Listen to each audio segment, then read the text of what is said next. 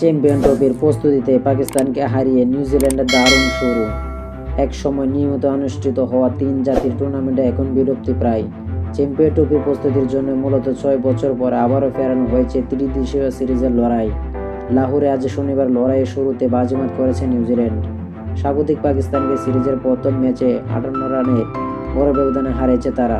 প্রথমে ব্যাট করে 6 উইকেটে 330 রান করে নিউজিল্যান্ড। জবাবে 47 ওভার 5 বলে 252 রানে থামে পাকিস্তান।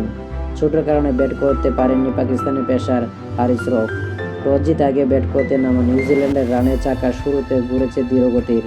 45 ওভার 4 বলে 256 রানে 6 উইকেট হারানোর সময় মনে হয়নি কিউদের রান 300 ছাড়বে। কিন্তু সব অনুমান ভুল প্রমাণ করেছেন গ্র্যান্ট ফিলিপস। তার জোড়া গতির 74 বলে 6-4 7 ছক্কা করা 106 রানের কল্যাণে নিউজিল্যান্ডের রান 50 ওভারের শেষে 330 স্পর্শ করেছে।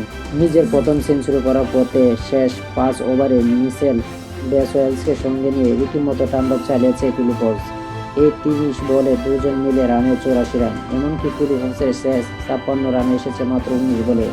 শেষ ওভারে সেঞ্চুরি পূরণ করার পথে শাহিনশাহ আফ্রিদির 1 ওভারে ফিলিপস করেছেন 25 রান।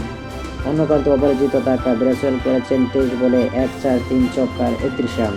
ফিলিপসের আগে 39 রানে 2 উইকেট হারানো নিউজিল্যান্ডকে বড় সংগ্রহিত করে দেন কেন উইলিয়ামসন ও ডেরিক মিচেলস। দুজন মিলে গড়েন 112 বলে 95 রানের জুটি। উইলিয়ামসন 89 বলে 58 রানে, মিচেল করেন 84 বলে 81 রান। পাকিস্তানের হয়ে শাহিনশাহ 3 উইকেট নিলেও 10 ওভারে দিয়েছেন 88 রান। 41 রান দিয়ে 2 উইকেট নিয়েছেন আবরার আহমেদ। জবাব দিতে পাকিস্তানকে ভালো শুরু এনে দেন ফখরুজ্জামান, তবে তাকে বেশিক্ষণ সঙ্গ দিতে পারেননি। 2015 সালে পর প্রথম ওপেন করতে নামা বাবর আজম ফিরে যান 23 বলে 10 রান করে। ফখর এক প্রান্তে জোরো ব্যাটিংয়ে দলের সম্ভাবনা বাঁচিয়ে রাখলে অন্য প্রান্তে উইকেট পড়েছে নিয়মিত বীরগতিতে।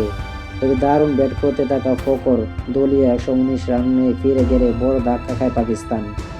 69 বলে 6-4 4 ছক্কায় 84 রান করেন এই ওপেনার। তো টি স্পোর্ট গ্যালারি চ্যানেলটি যারা সাবস্ক্রাইব করেনি, টি স্পোর্ট গ্যালারি চ্যানেলটি সবাই সাবস্ক্রাইব করে আমার পাশে থাকেন। ভিডিওটা ভালো লাগলে লাইক এন্ড শেয়ার কমেন্ট করবেন। সকলকে ধন্যবাদ।